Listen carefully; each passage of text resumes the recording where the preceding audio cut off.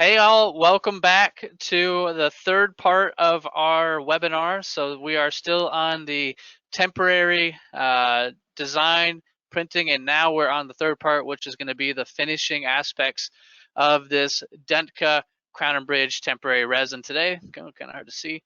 So a couple things when we get started here. Please remember that this is being recorded. It will be shared afterwards, and also it is qualified for CE credits, so you will receive credits for that. And then beyond that, if you have any issues seeing the screen across the top of the bar or across the top, you should have an ability to change who you're viewing as your main presenter. So you can have the person that's speaking, or you can have show all three, or you can show the main presenter, I think are the options. And then we'll go ahead and get started. So my name is Cory Lambertson with Whitmix Corporation. I'm the Technical Services Manager. And then we have, of course, Bryce Hiller and Brandon Smith. So you guys go and do your intros. Yeah, I'm Bryce. Most of you know me already. I work in Cory's department in technical support. And I would like to point out that Cory missed the most important part of today, and that's the fact that it is Hawaiian Shirt Friday. So Cory, you got to make sure you get that in there. It is Hawaiian Shirt Friday. Yeah, I forgot. So, I mean, obviously that's the most important part of the day. So I hope everybody is wearing their Hawaiian shirt. This is our third consecutive Hawaiian Shirt Friday. I'm Bryce, and then we also have Brandon. Hi, I'm Brandon. I work for 3Shape as a trainer and educational specialist. And I actually used to work for Whitmix doing what Bryce and Cory do right now. So I'm glad to be here and look forward to hearing what Bryce and Cory have to say. All right. So if you guys have any questions, please remember to ask them at any time. We want to answer them as soon as you ask them or just shortly after you ask them. So what we did on Monday is we went ahead and Brandon went through and showed how to scan and design a single temporary. From there on Wednesday, we went through the printing software for the Asiga printer and for the Varibuild, the Whitmix Varibuild printer. And then we actually started the print job.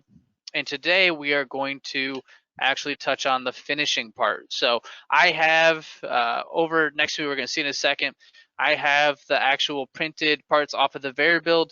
I had to use the Mac, so I scraped off the parts, and I have those they're already cleaned at this point from the residual resin.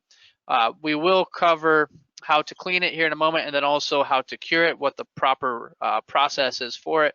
And then I'm going to show how to polish them, and then we're going to have Bryce actually show, I think, the easier way of doing this process. So let's go ahead and let's get started. Bryce, can you pull up the IFU for us for the Dentca crown and bridge material? Yeah, man. Let me get that here.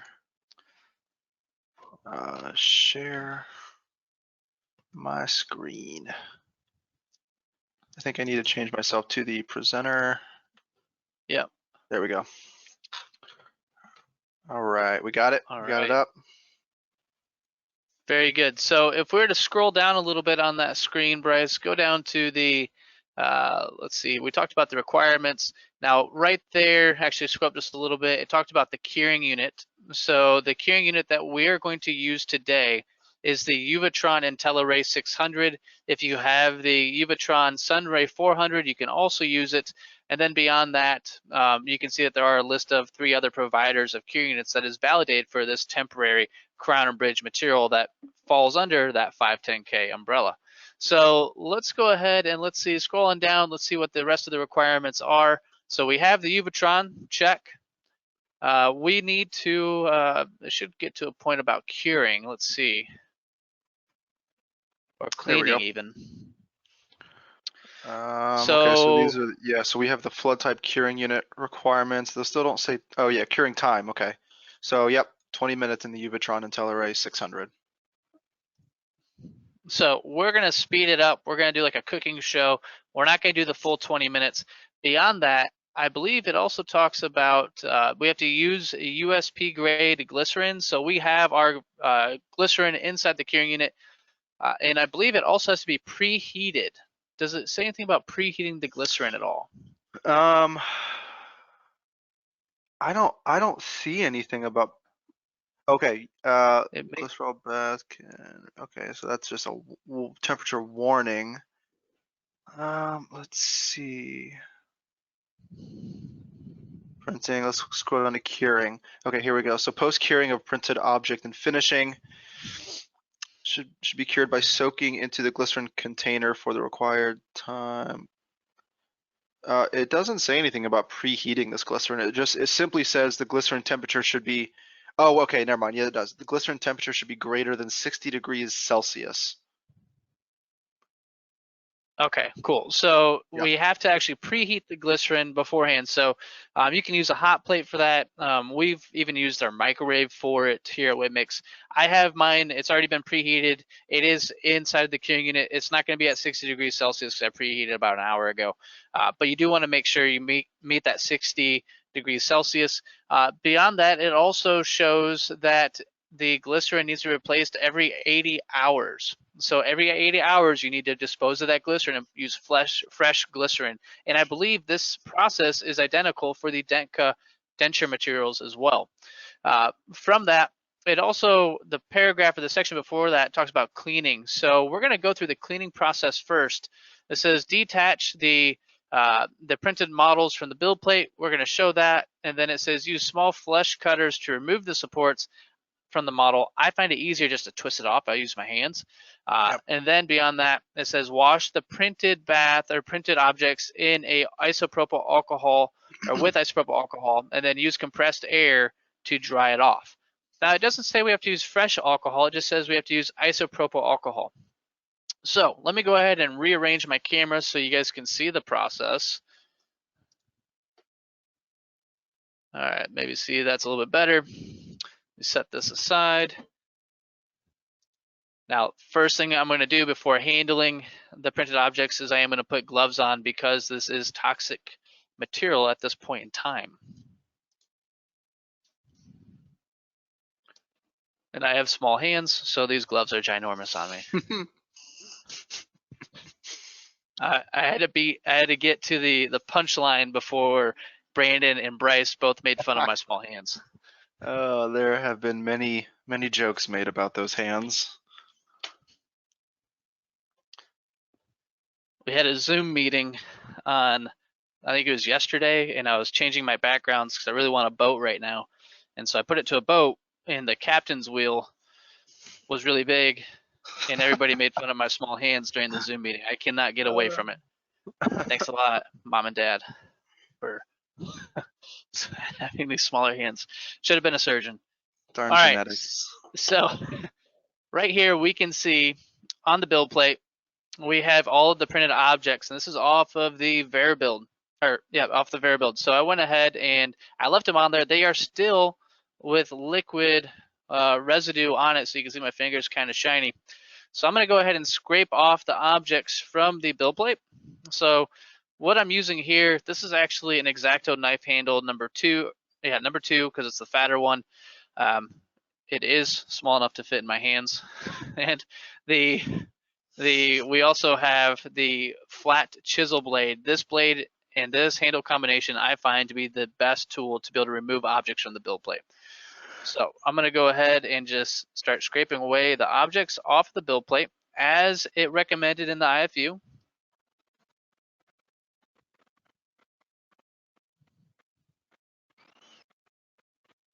And please be careful when doing this not to cut your finger off. That'd be bad. Yeah, it'd be bad.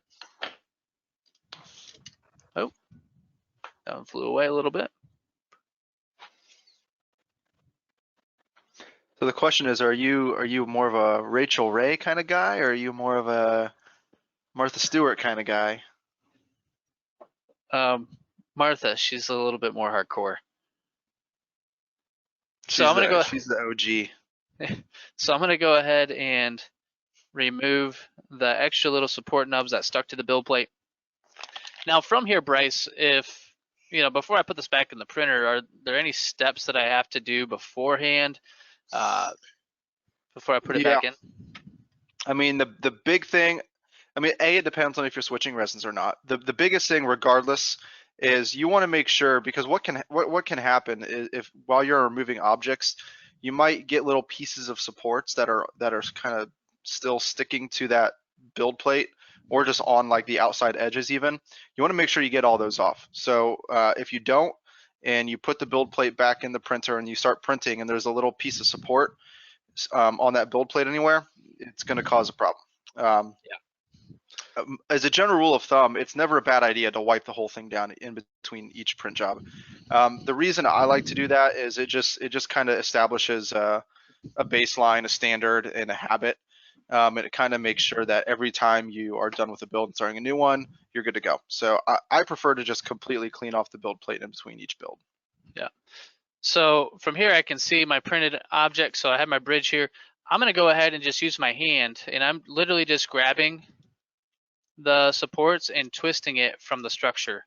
Now, if you're not careful, if it is really thin, you can potentially damage it. But these supports and the actual objects that we printed, they're fairly thick, so I don't have to worry about it. So I'm just going to go ahead and continue to remove these supports. Kind of hard to see with what I'm doing, but you can see I'm just breaking them off. Now, I like to do this before I place it in the alcohol, and the reason why is because these supports, they hold a lot of liquid resin in it, and so for me, I find it a little more efficient, and I don't have to burn through as much resin as fast by simply removing those, or don't burn through the alcohol as fast by removing that bulk resin, liquid resin beforehand. All right, so I have, let's see here. I have one more bridge that I'm going to do. While you're doing that, let's take a look at the questions that we have that are coming in. First one, how much is the Asiga Max? It is just under $11,000.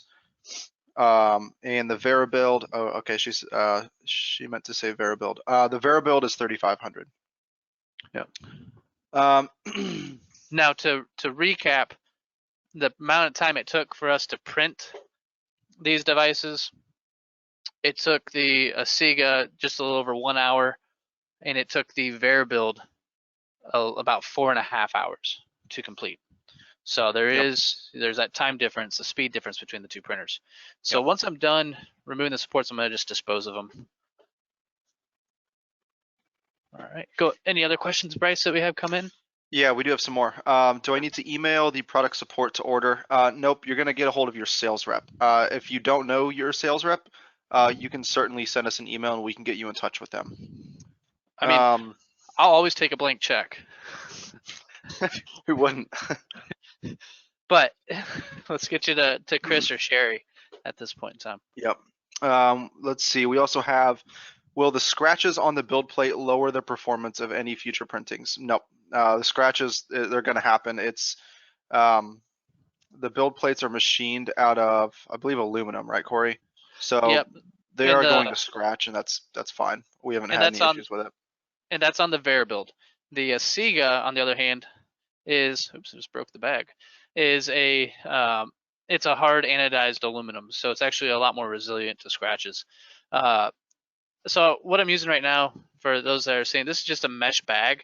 When I have smaller parts, I find it a lot easier to keep track of them, especially when I place them in the different washing units. So the one I'm using today, this is actually one that we're testing. It actually works pretty good. It has a 2-wash system on it, which is something that we like, and there's we actually waste through a lot less alcohol. So I'm going to start in the first bath and turn this on, and we're going to do 3 minutes in each bath. What's the process for disposing of the used alcohol? You dump it right down the drain. Okay, no, don't do that. Every time. Yeah. No, so there's a couple ways to do it, and you need to contact your I guess your local city and find out what the ordinance is for actually disposing hazardous waste, because this is hazardous waste at this point in time. There are some tricks that you can do to help reduce the level of waste that you have. So like, it's a nice sunny day here in Louisville, Kentucky today. I can go ahead and take this alcohol, pour it in a 5-gallon bucket, and then put that 5-gallon bucket outside and let the sun evaporate evaporate all of that, I guess the alcohol itself. And essentially what it will do is it's going to condense down into almost like a gel when it all evaporates. And then you can just scrape that in, and you still need to go ahead and dispose of it with your local city. Or you can also try polymerizing that gel. That still may solidify, and once it's polymerized, you can just throw it away. It's just plastic at that point. Unless, Bryce, what do you have for, I mean, you, from your experience at the lab, how did you guys handle it? I'll just drink it. Yeah, it's not vodka. No, exactly what you said. Same thing. Yeah. How often are you changing the alcohol? For what we were doing was like weekly. It all depends on use, but with this unit that we're testing, it seems like we're going about every 2 weeks from what we were every week before. So we print quite a bit here at Woodmix. And one thing to note, you kind of cycle through them. So once your clean bath is no longer like super clean, best thing to do is just move that over and make that your new dirty bath. Yep. And then you can just get fresh for the clean. So that's another way to cut down on how much you're actually going through, is to kind of like rotate it through from clean to dirty. Yeah. Now the IFU, does it give us any sort of time for the alcohol at all? It's a good question. Typically it's going to be 5 minutes in each, but let me see if they specify any cleaning here. Nope, it doesn't give any time specification. So I would just say 5 minutes in the dirty, 5 minutes in the clean. Every other resin I've ever used, that's been sufficient. So we're gonna speed up the process just because we only have an hour for this webinar. However, I would make sure that you follow this properly. I would go for 5 minutes in each bath. And there is a way that you can actually detect if or visually inspect the objects if it's been completely cleaned or not. If the objects come out kind of slimy after the alcohol bath, it is, you need to put it back in for maybe another 5 minutes. So let me kick this back on. What about using something like a food dehydrator or model dryer after they come out of the alcohol? Absolutely. So you can use that to help dry up the residual alcohol, and it may help with also a little bit of that surface tackiness. Yeah. We're going to use compressed air since we have it right here at the bench, but a food dehydrator would work great. Mm-hmm. We have one question. How often to replace the build plate? So on the Asiga Max, you don't really ever need to replace it. I don't think we've had a single customer that's had to replace the build plate. And on the Varibuild, now the Varibuild build plate is a little bit softer because it's not anodized like the Asiga Max. Cory, you know more about the Varibuild probably than I do. Do you foresee the build being a consumable item? Yeah, we have it listed as a consumable item. I would say realistically, it all depends on how bad you scratch it. So if you were to take a really deep negative dive into the surface, so when I say negative dive, I mean we're actually like creating a negative feature, a divot into the build Like plate. You can see this thing's been scratched up, gouged really deep. I mean, it would have to be really deep for it to not be effective. Now, if I was to gouge it and it created a positive feature, a positive aspect on it, that's when you're gonna have issues with the build plate. And if you can't get rid of that positive feature, then you need to go ahead and replace it.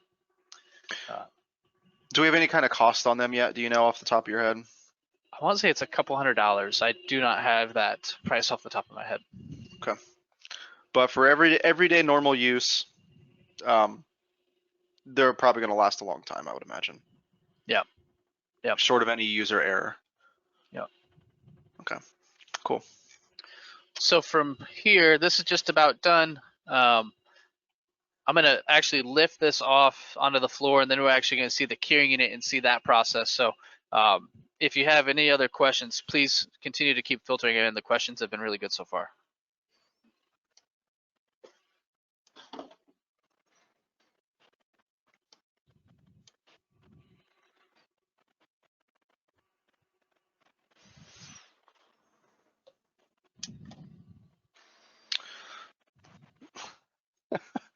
We have a hands joke. You want to hear it? It wasn't for me, I swear. Who was it from So, first? It was from Glenn. I'm watching you, Glenn. Those look like black grocery store bags on your tiny T-Rex hands. Oh, I love it. Oh my gosh. You know, Glenn, we were gonna be friends. I'm gonna be like Liam Neeson. I will find you. Now, in Cory's defense, the gloves that he's wearing are not meant to be form-fitting. So The gloves he is wearing are smalls. No. now, when you have normal-sized man hands, they tend even the larges. Now, I just got these out of the large box, so as evidence. Even these are a little small. So, Blasphemy. you know, It's all lies. it all depends on the person. All right. So we're gonna scoot this bad boy up. So this is the Uvatron IntelliRay 600. And so the reason why they call it an IntelliRay is because it has an intelligent feature where when you're curing, it actually, you can program the time versus the 400. You cannot program the time inside the cure chamber.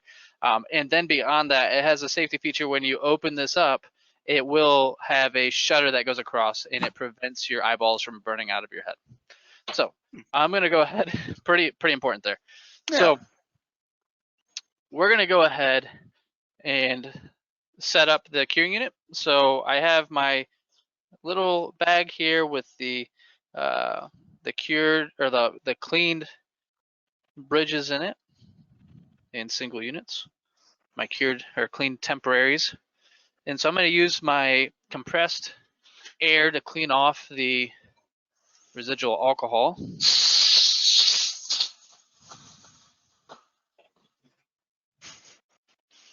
And so if we want to look at the difference, we can see this is off of the Sega Max, and then this is off of the Variabuild. So we're going to go ahead and I'm going to place all of these units in the glycerin except for the one that I already have finished from the Asiga. Hey Cory, what kind of bag was that you're using? It's just like a mesh bag. It is a mesh. It's just a mesh bag, yeah, with a okay. zipper on it. Yeah. All right. So I'm gonna go ahead and drop it into. So we have to use a whip mix bourbon glass for this. And so actually, this was if anybody, I think maybe we had these at shows at one point in time. This was from when we had the Formula One Select investment. So I'm going to go ahead and insert my objects into the glycerin. You want to try to get them as submerged as possible. They do. I mean, you want to try to get it coated all the way through. Sometimes what does help is to actually take the actual, take like a little piece, like a little weight, or maybe even like a little thin piece of glass and put it on top, and that will actually help weight it and keep it submerged. So I'm gonna go ahead and take my bourbon glass, put it in, close the door, and then I'm gonna program this for 20 minutes. So let's go to menu. So that would be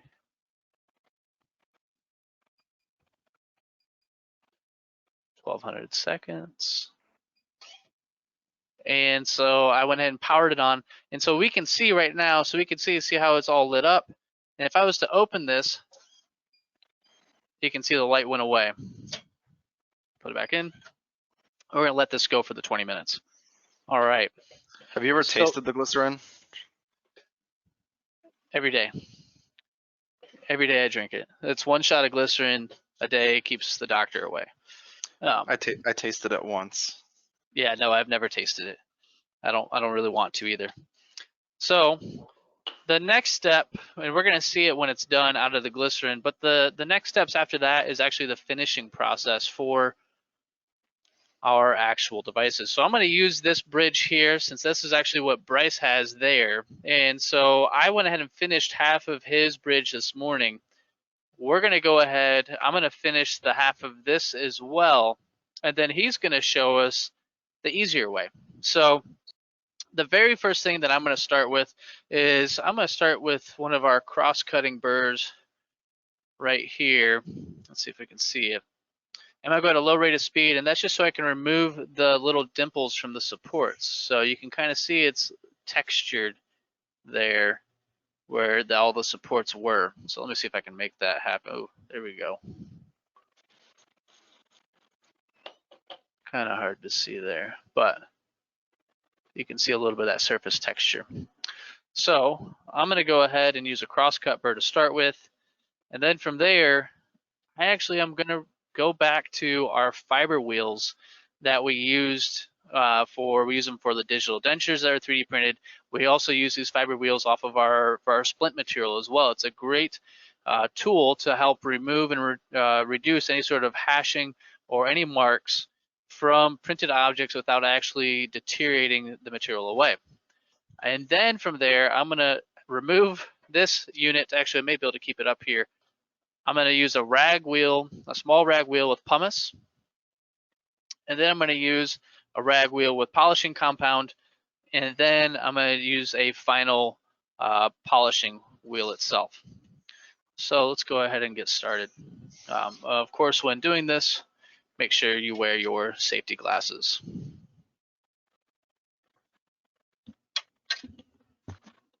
Those are some rad safety glasses. All right. So I have this going at about, looks like it's at 6,000 RPMs, just for reference. And so I'm just going to finish down the support nubs. But I'm not pressing heavily. I'm just doing a very light, just letting it kind of like coast over the surface of the printed temp. You don't want to take away what you spent so much time. I'm just going to do one half of it. We have one question while you're doing that. What is the purpose for the glycerin again, please? The glycerin does two things. A, it acts it serves as a means to disperse heat. So these UVitrons get super hot. The lights themselves generate a lot of heat. So the first thing the glycerin does is it helps disperse that heat, so it doesn't actually warp or damage your 3D printed object. The second thing the glycerin does is it's for the oxygen inhibition layer. So if you don't cure these in glycerin, you're going to notice your 3D printed object is going to have kind of like if you scratch it with your fingernail, it feels like still tacky, even if you've cured it.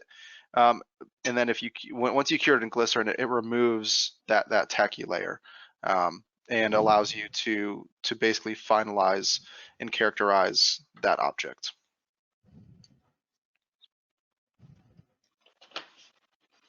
That's a good question. Mm-hmm. I mean, and it's important. And the glycerin, and you're going to use that the same for the dentures as well from Dentca. And I mean, you can use that glycerin trick. Let's say if you're printing a model and that model still has a tacky texture on it, you can still go ahead and use this glycerin, and you will see that it's no longer tacky after the curing process if you dip it into glycerin. So a little side bonus trick there. So I went ahead and got most of the support nubs off, and we're gonna have a little bit of like a matte finish to it now. So kind of hard to see once again. See if we can get it in with the camera. Maybe too bright. But this side is a side that I went ahead and actually finished this side. It's fairly rough itself at this point in time. So I'm going to go ahead now. I'm going to switch from my crosscut carbide to, I'm actually going to start with the coarse wheel now. The coarse wheel you do have to be careful with because it's a very stiff wheel. So I'm just going to lightly go over the supports where they were. And once again, I'm still sitting at that 6,000 RPMs.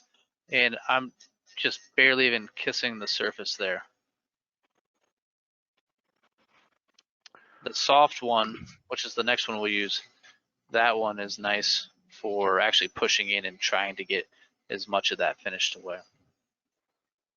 Okay. We do have one question. How long can I keep using the same batch of glycerin? 80 hours is what Dentca indicates for that. Can you use the auto flash unit? At this time, that is not a 510K cleared curing unit for this resin. Can you tell where we can get the last buff wheel that you showed? I think that would be the high shine wheel. What is your preferred supplier for the glycerin and the polished compound? The glycerin we got on Amazon. The polished compound is unknown where it came from because it was here when I got here 5 years ago, 5.5 years ago. I believe Pavel, which he's up in Canada as one of our sales reps, he found it on our Splint webinar. I forget the name of it now, but it was like $7 or $8 for the brick, and it's just a purple polishing compound. You could, if you probably go through any of your dealers' actual sales books and go to the compound section, you'll probably find something. It's just a high shine PMMA acrylic polishing compound, and that will work for what we're looking to do. Mm-hmm. And then the other question was these actual it's like a cotton polishing wheel.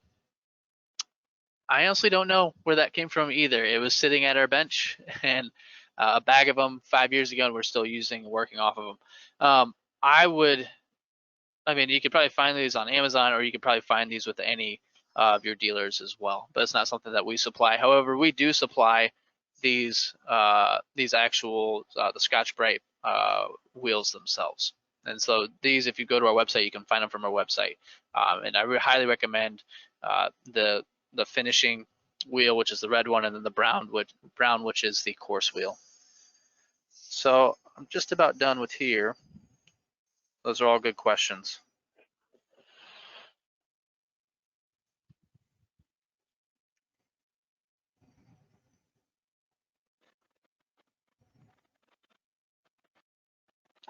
So now, my main objective with the red rag wheel is to go ahead and finish it to a point where it has more of a matte finish. So this side, let's see if we can get it to shine up. Really hard to tell. So this side is actually the unfinished side. Can you move that light? You might be able to get, if you remove some of the light from it. Camera might. You think? Yeah, maybe not. I don't know if that helps. I can turn them both off. Oh, there we go. That helps. That's probably the best. Yeah. So we can see it's pretty shiny on that side, and then when I rotate it over, this is the side that I've been working on, and it's more of a matte finish, and that's what I really want it to look like before I move on to the polishing part. So I just want to have a nice matte finish at this stage. So from here, just to recap, I started with my crosscut carbide, and then I went to the coarse fiber wheel, and now I'm back at the finishing or the fine fiber wheel. And now I'm going to move over to using my rag wheels with the pumice and the polishing compound. So let me get this set up.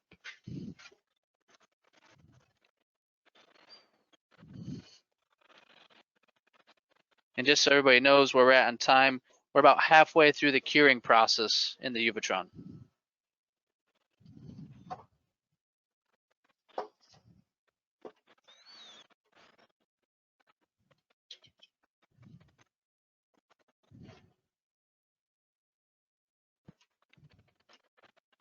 All right. So we've got a couple people asking how much is the Uvatron unit.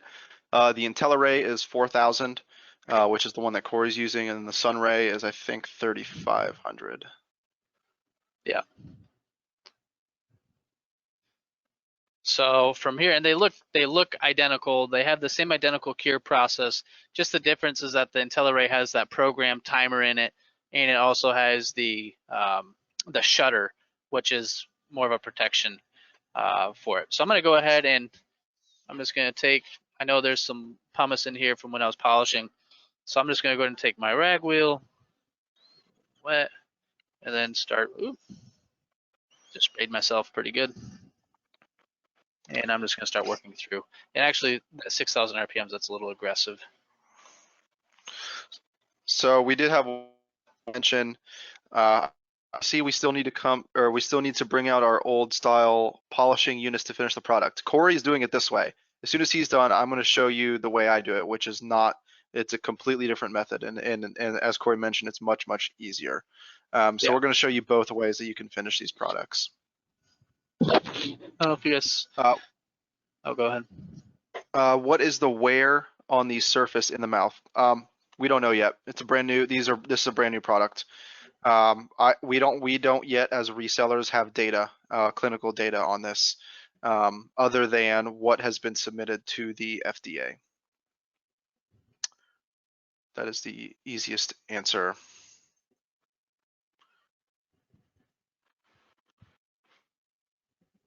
So Sherry Weatherby, who some of you may know, has a funny comment here. My kids are watching the webinar learning the ropes. Isabel asked if Cory and Brandon were brothers because they both have facial hair and bald heads. Burn! You know what? This is a new look for quarantine. I'm just saying. You know what I don't have that Cory has though? Normal sized hands. Oh man. Ouch. I don't think we should go into talk about things that I have that Brandon doesn't have. We'll let that be left for the imagination. Uh-huh. Oh jeez. You know, I gotta be honest, I've really enjoyed these webinars for the fact that, you know, we all get to banter back and forth with each other. Even Glenn gets to chip in with his small hand jokes. And but it honestly makes it so enjoyable, these webinars, for everybody to be able to, you know, we want everybody to feel like we're at home with each other and like a family. All right, so I am making a mess all over myself, but at this point in time, what I think I maybe spent 4 minutes, 5 minutes of,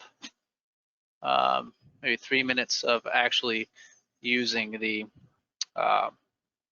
pumice. So I'm gonna go to rinse this off real quick, and then so just to see where we're at now. The pumice, the whole objective of the pumice is to go ahead and remove the hashing from the fiber wheels. So the next step, we're going to use the actual polishing compound and then the final finishing wheel. So any other questions, please feel free to fill them in. We do have one. I do have one correction. The Uvatron Intellarray is 5,500, not 4,000. I was wrong about that. I apologize.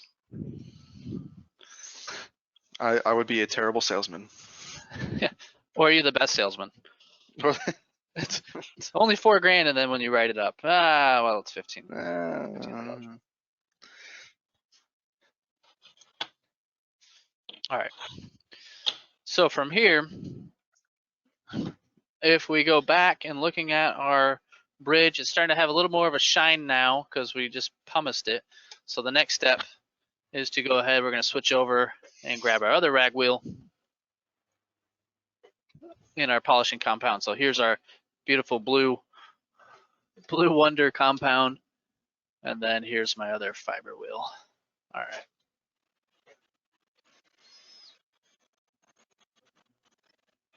And my dad just sent me a message of what he uses. He uses from Henry Schein for these little rag wheels.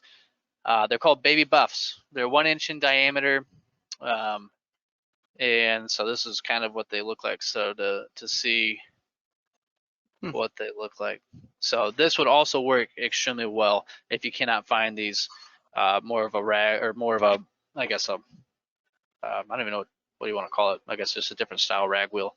And I believe with those Baby Buffs, you can cut the different sets of cord in there to increase the flexibility of it. So I'm gonna go ahead and put a little bit polishing compound on it. And so you can see it's got a little purple haze to it now. And I'm gonna go through and actually polish.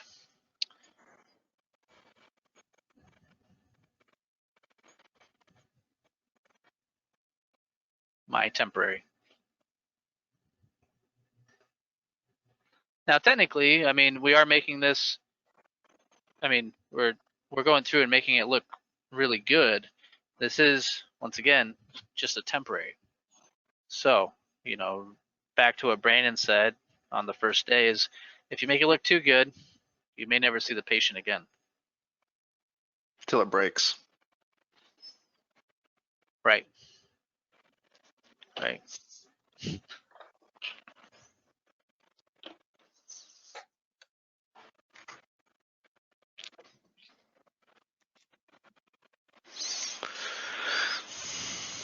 So just about done here.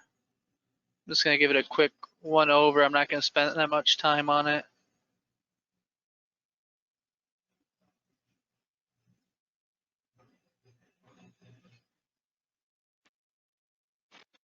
I just realized I've been resting my microphone on the vacuum. So if you guys have been hearing like a weird noise, I apologize. No, you're good. I haven't heard anything.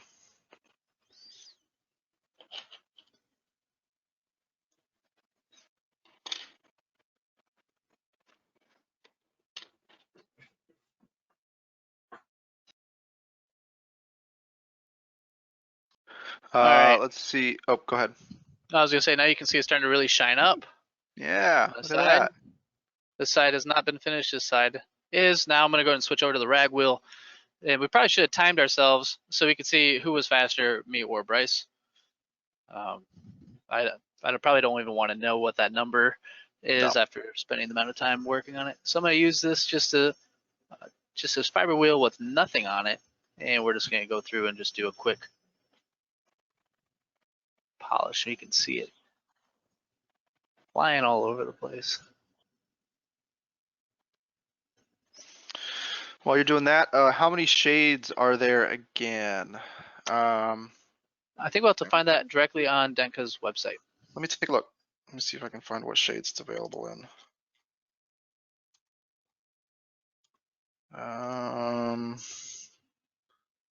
Looking.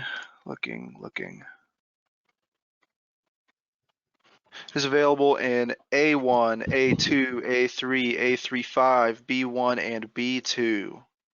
Cool. All right. So from here, I went through, I pumice it. Actually, we removed the supports. We went ahead and we cleaned it in the alcohol. We cured it. The next step after that is I used my cross-cut burrs to remove the bulk of the supports on the occlusal surface. And then I went through and used the coarse fiber wheel to go ahead and just remove the major scarring from the supports. And then I used my finishing fiber wheel, the soft fiber wheel, it's the red one. And I went ahead and got rid of all the scarring from the previous burr set. And then I went through and did our pumice and wet pumice polish on a rag wheel. I find it easier to control with a handpiece than it is, especially on the lathe for these small of devices, or for the smaller structures.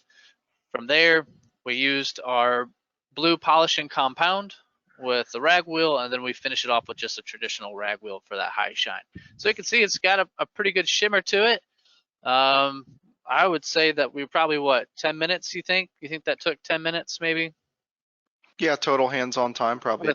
With talking through it, yeah. 10, 15 minutes, yeah.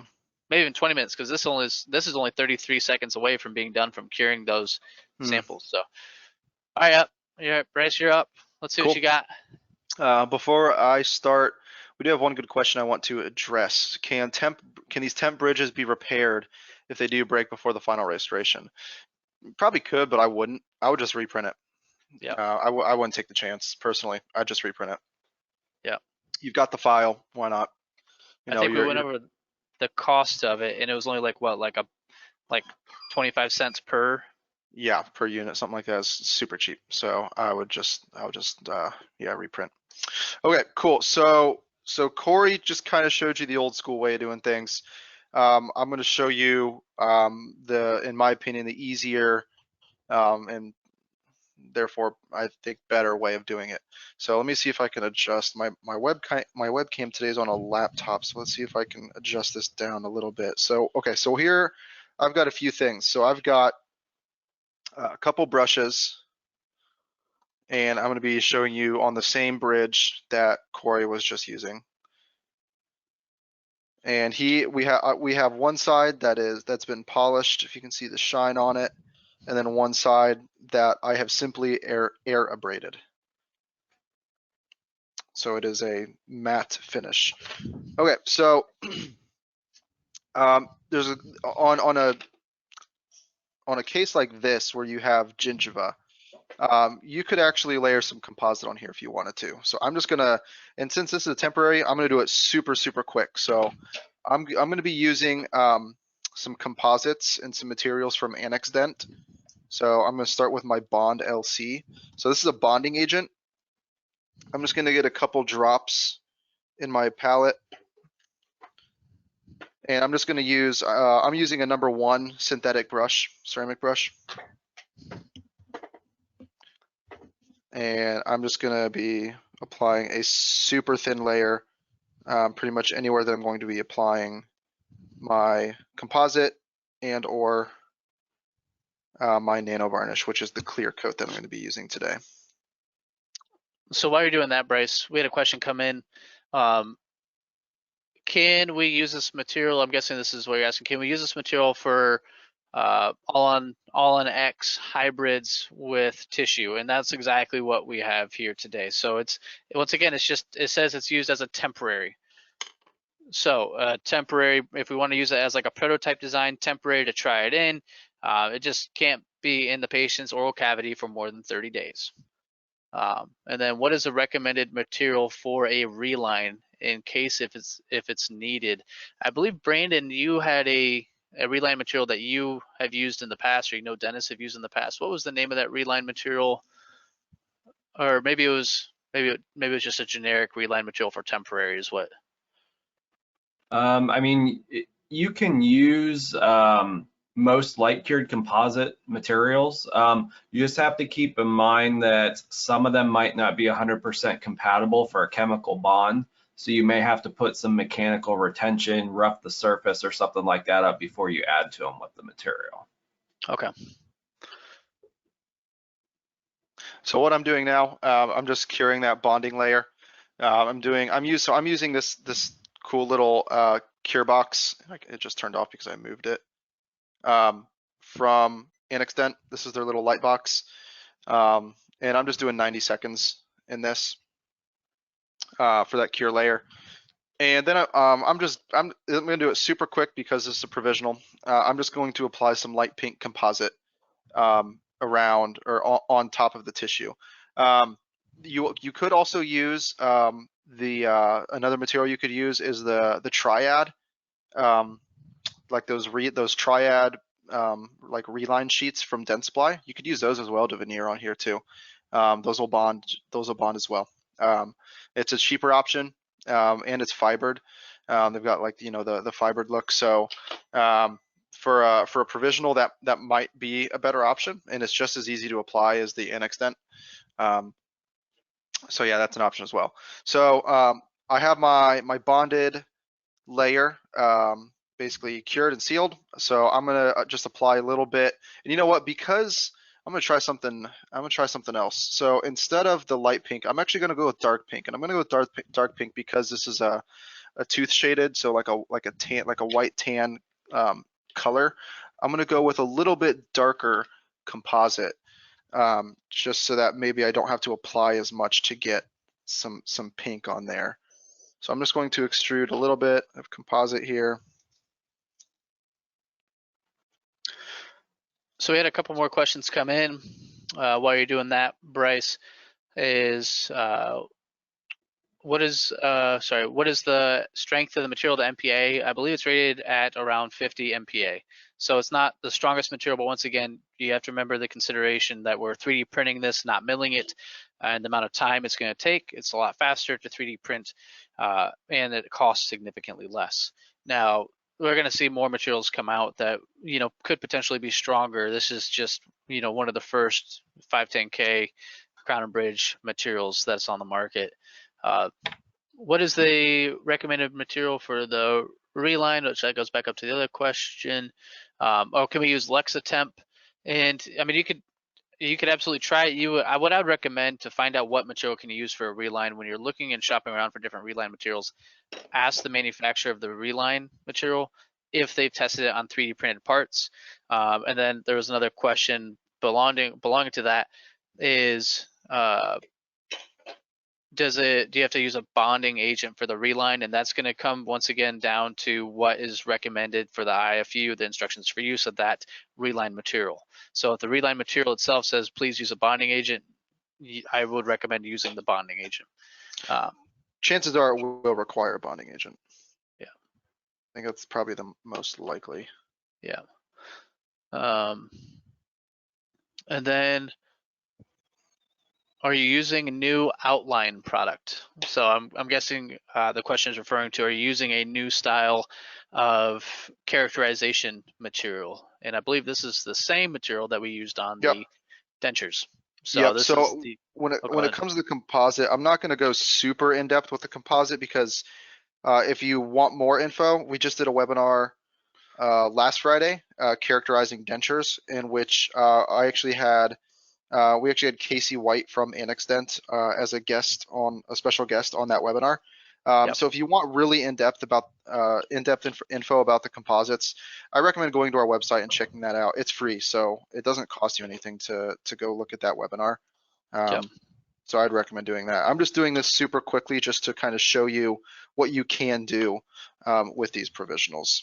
And you can tell, like if I'm characterizing a denture, I'm taking a lot of time on it, and I'm really paying a lot of attention to the anatomy.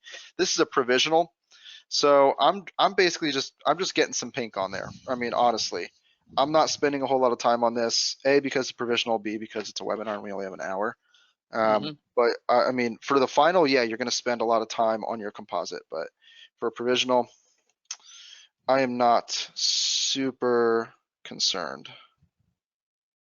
Now, if you're doing the polish method, can you still add pink material to the provisional before or after you polish it? How would that work? I wouldn't. Definitely not. Definitely not after. Or I'm sorry, definitely not before. If you pumice this stuff, it'll eat it right up. I wouldn't do it after either. I mean, that's a little redundant to polish it and then apply composite and then nano varnish it. There's really no point to do that before. And to add on to Bryce's, you would still use your cross cut carbide to remove the supports, and you're still going to use your coarse fiber wheel and the finishing fiber wheel, and that's where you'll stop at. And then you'll transition to either doing Bryce's method or my method. Now, if you absolutely had to add pink material to it and you didn't have the composites, would you use like a cold cure acrylic to do that instead? You could. I mean, it'll still bond to it, but it's I think that'd be a lot more work than doing the way that Bryce is doing. At least the overall finish of it, it's not going to look as good as what using like the Annex Dent or like the GC composite materials. Yep. All right, so I'm going to give this a quick spot cure. So I'm just using a little handheld UV light. Where can you get that at, Bryce? Amazon, baby. $10 for a 2-pack. So cheap, so inexpensive. So if you go to Amazon.com, now that I'm pretty sure everybody's heard of Amazon. If you go to Amazon and you search for UV flashlight, you're going to get flooded with lights. All pun intended for a floodlight. Oh, wow, that looks really good. Super quick. So easy to do. Requires literally no skill. Zero. And I have zero skill. So voila. All right, so I'm going to move on and I'm just going to go straight to the varnish.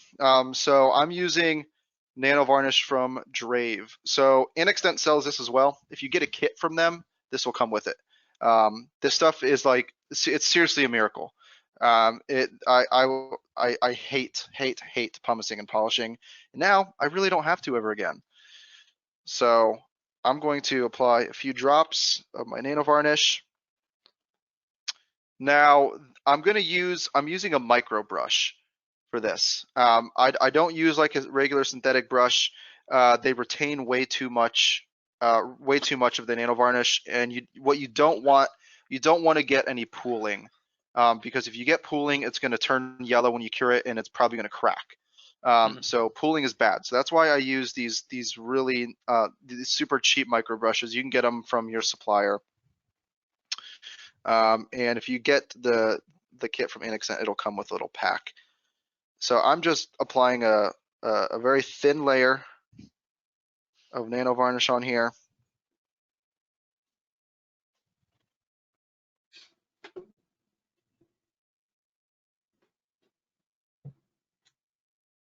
You know, I think, you know, we've been wearing these Hawaiian shirts every Friday.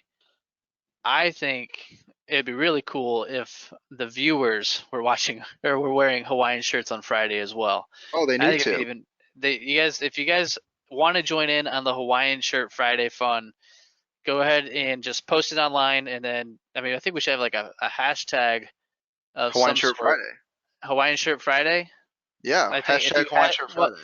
but there's so many, that's gonna be so flooded. You should do like Whitmix or like WM Hawaiian Shirt Friday, and then we can track to see who all is actually joining in on the fun. I think that'd be really cool.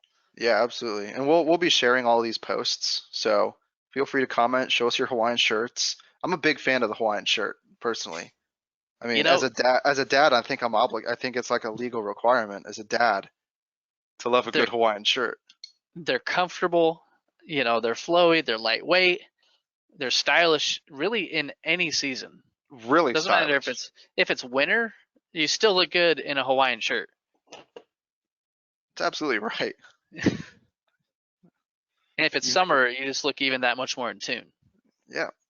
All right. So that I'm curing now. So I've got my light box going for 90 seconds to cure the nano varnish. So one thing I want to mention real quickly, the nano varnish, you can pretty much cure it in just about any unit. If you have an Asiga Max, your little Asiga Flash unit will cure this stuff.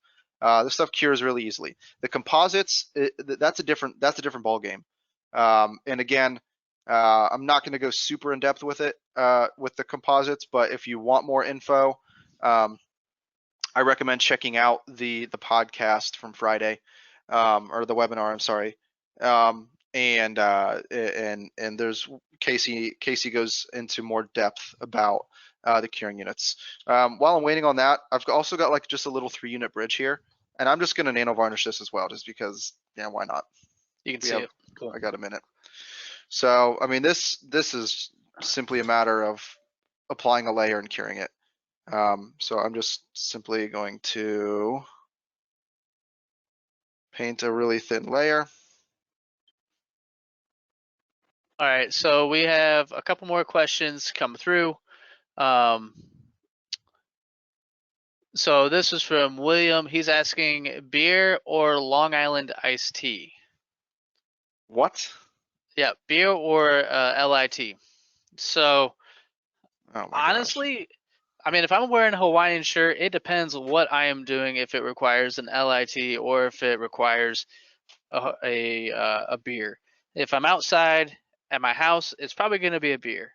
If I'm out probably at a restaurant, let's say if we're close to water, I'm going to gravitate more towards that LIT.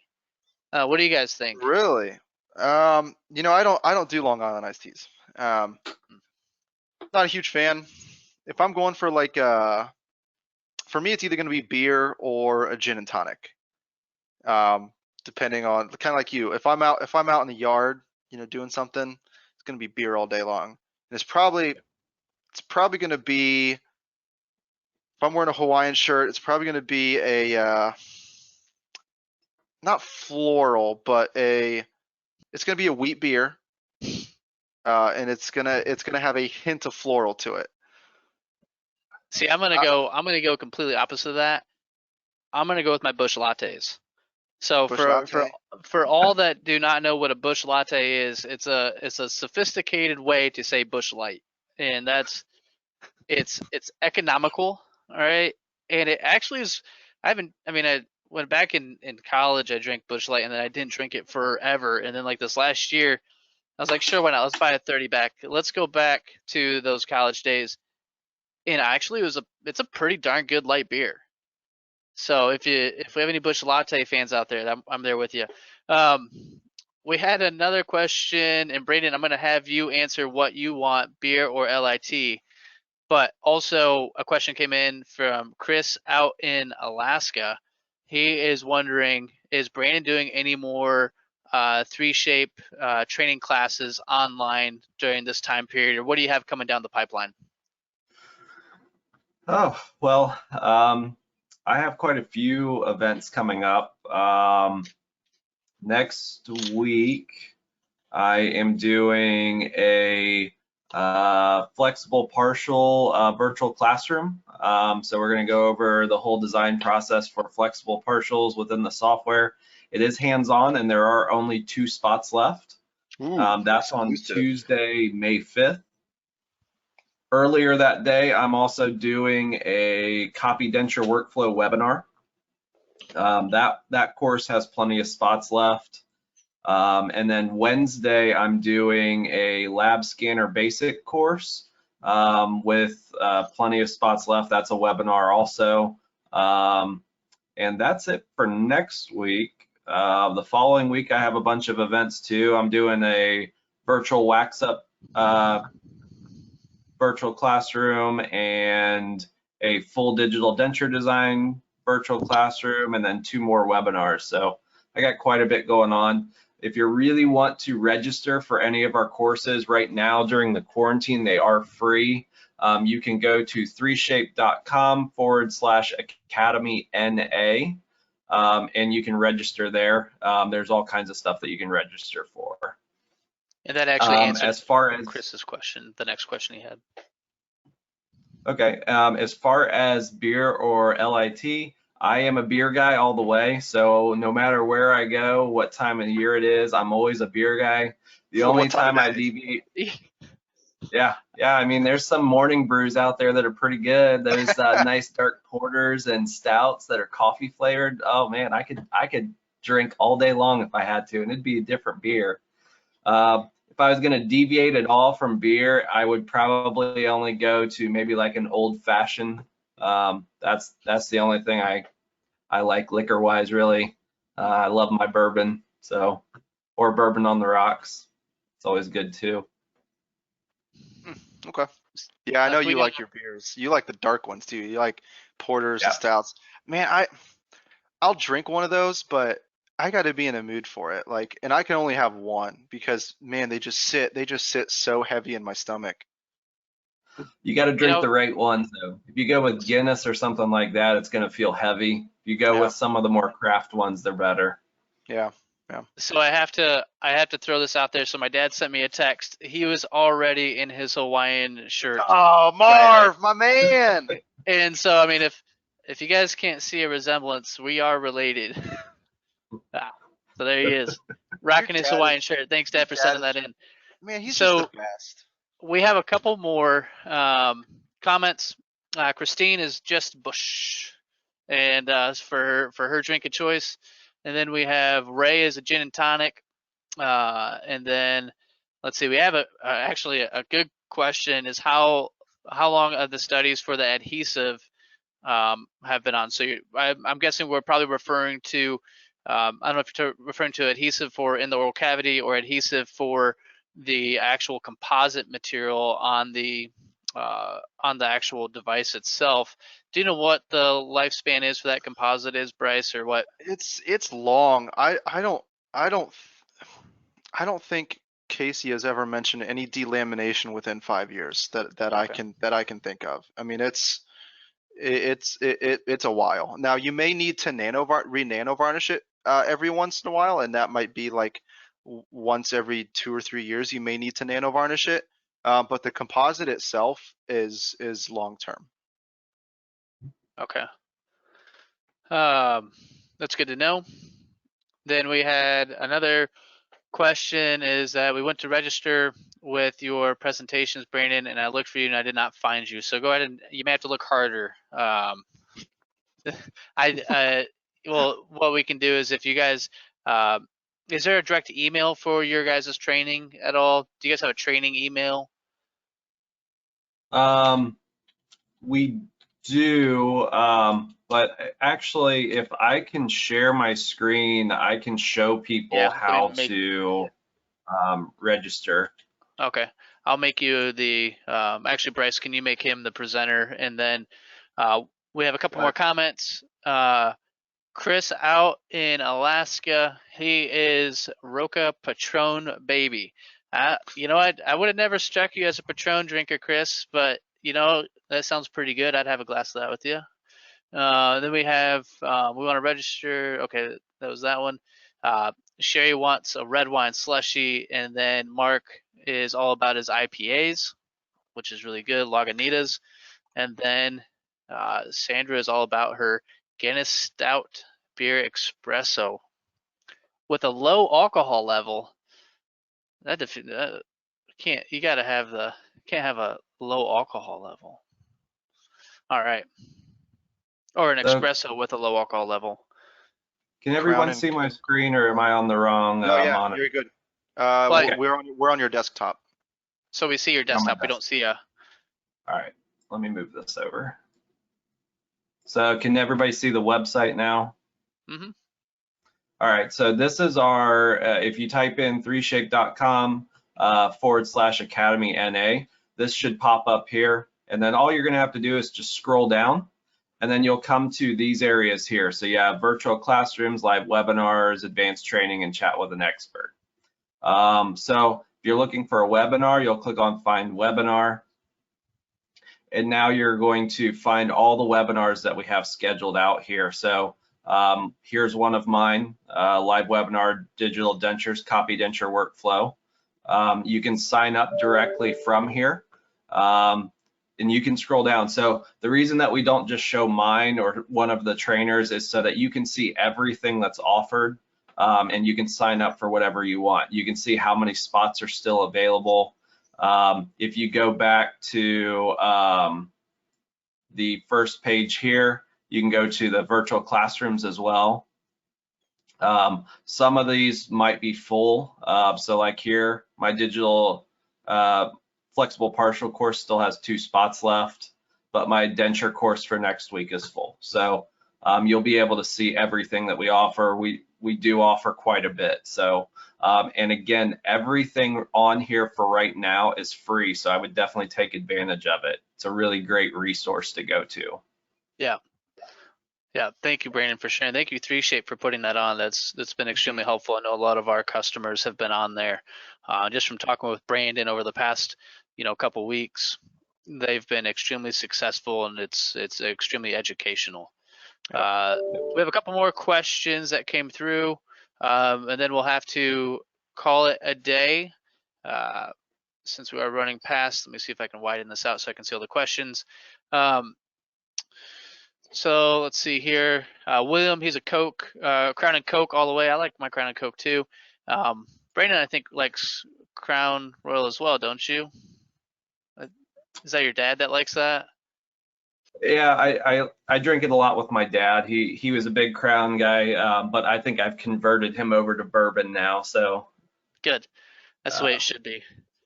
And yeah. then Mark said his friend developed the wine slushy out here in Sonoma County, which is really cool. And then if we serious question, we have a couple serious questions. If I get into 3D printing, besides the printer and the resin, what do I need to purchase to have to be up and running for 3D printing? So right off the bat, you're going to need the printer. You'll need the resin, obviously, since you just said that. You'll need the resin vats, which is what the resin is going to be stored in when printing. You're going to need alcohol to post-process it. You're going to need a cleaning unit or a mechanism for cleaning the objects after printing. So you can use an ultrasonic cleaner, or you can buy actual cleaning unit set for this, or you can just use a Tupperware container and alcohol and just shake it.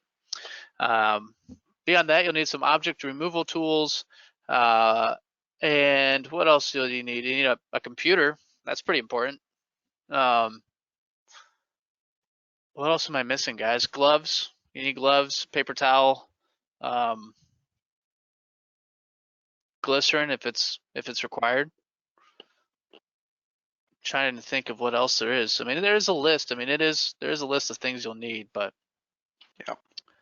Majority of the objects beyond the printer and any of the curing units, it's fairly low cost for the extra accessories.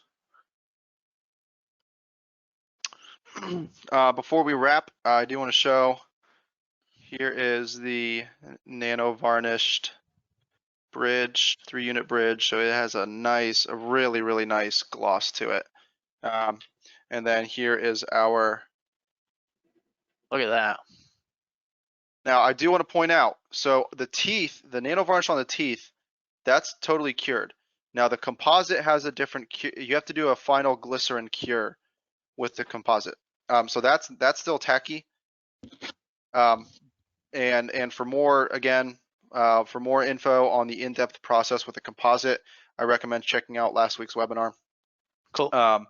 But the Nano varnish on the teeth is totally fully cured, and it's got, I mean, just a really, really nice high shine to it.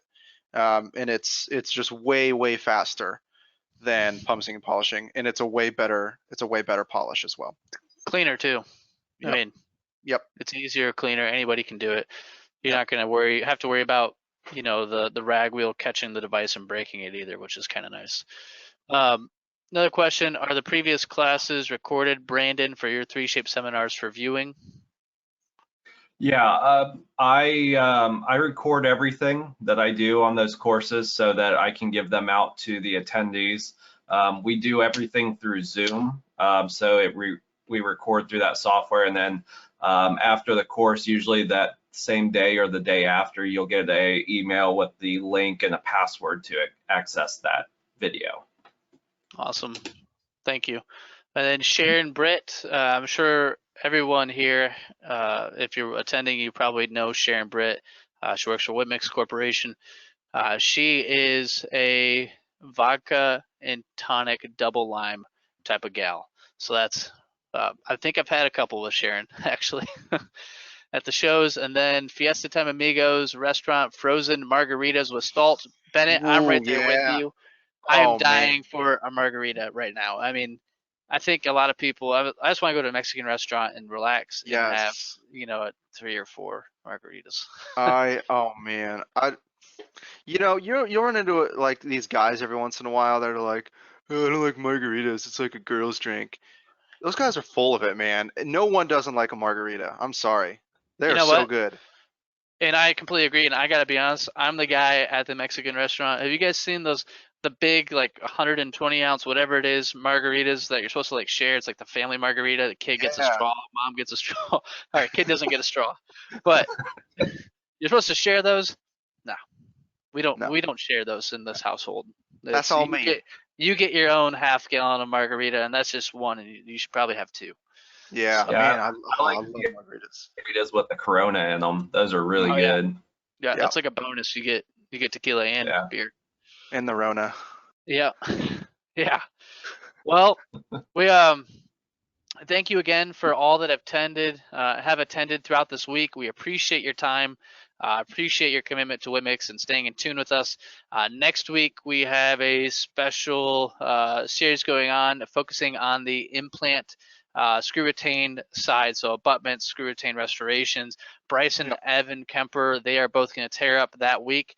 So you'll be able to learn a lot that week as well.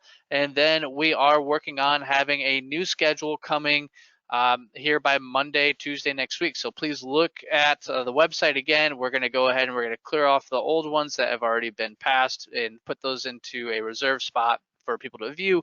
And we're going to have a new list of actual courses coming on. So if you have any ideas of courses you want, email us at productsupport@whitmix.com. I can see if I can go ahead and plug that in for you guys. Bryce and Brandon, thank you both again for attending.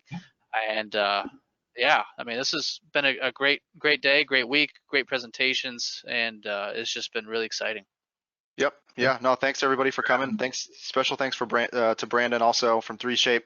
It's always good to have you in these. So yeah, hope everybody has a great weekend. Thanks for tuning in with us today, and we'll hopefully talk to you next week. Okay. Take care, all. Guys.